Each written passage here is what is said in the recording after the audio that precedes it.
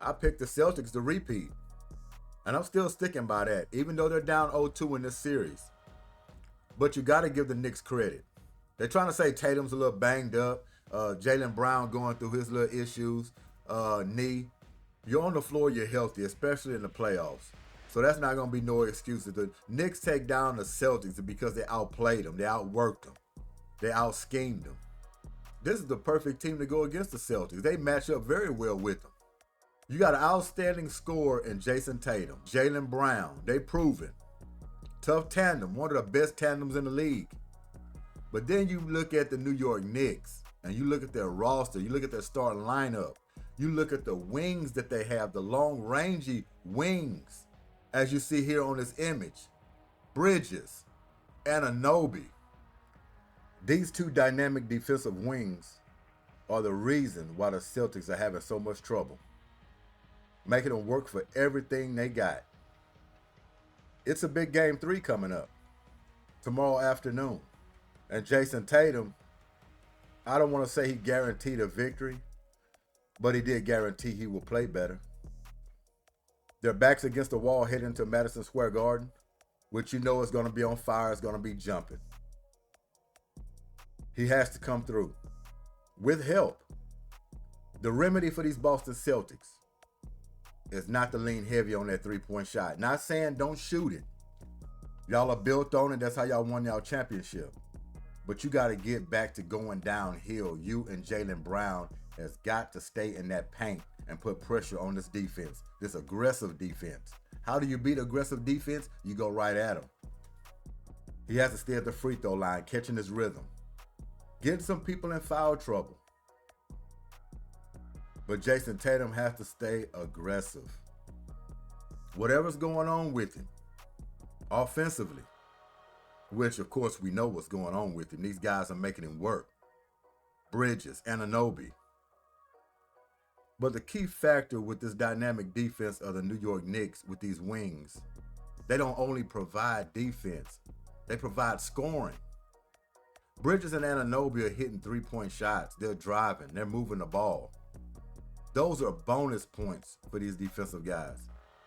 A few years ago, you didn't look at them as offensive threats. They polished their game up, matching that defense with offense, worked on that three-point shot because they're dropping it. That has been the difference in this series. Then you got the Bulldog and Charles Bronson. You got your guard dogs in Bridges and Anunoby. There you have it. And ultimately, you have top dogs. Top dogs. No one could have seen this coming.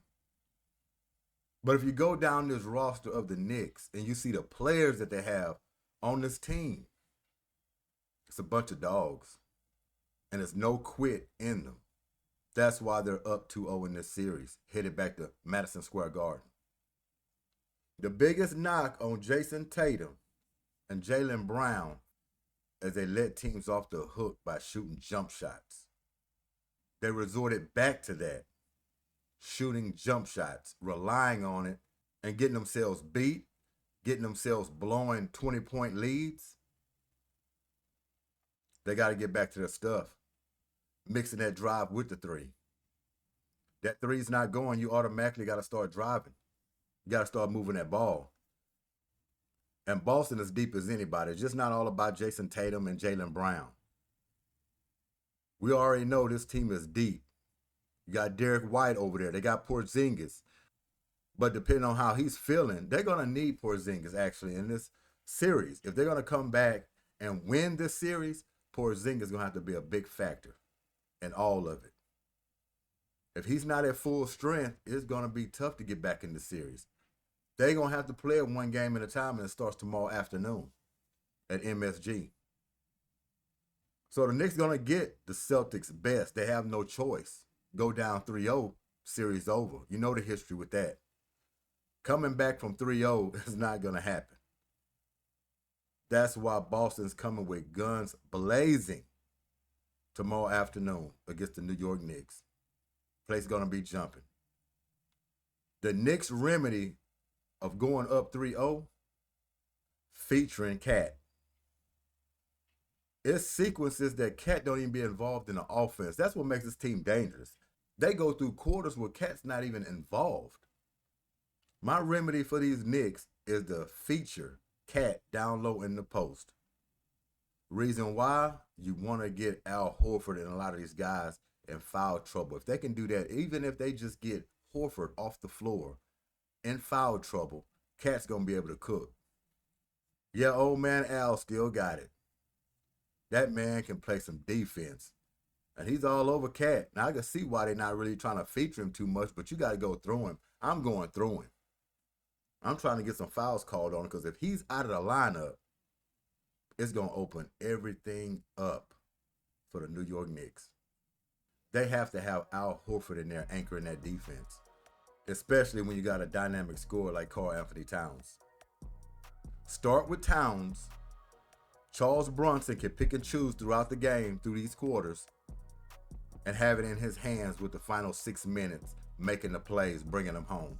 That's the best remedy for the New York Knicks, playing tough, hard-nosed defense, which they rely on. But I'm not giving up on the Celtics. They're down 2-0. I said they would repeat. I'm going to stick to that. And it's crazy because I've never been a Knicks fan. But I tell you, I always respected the Knicks. And especially this group here in 2025.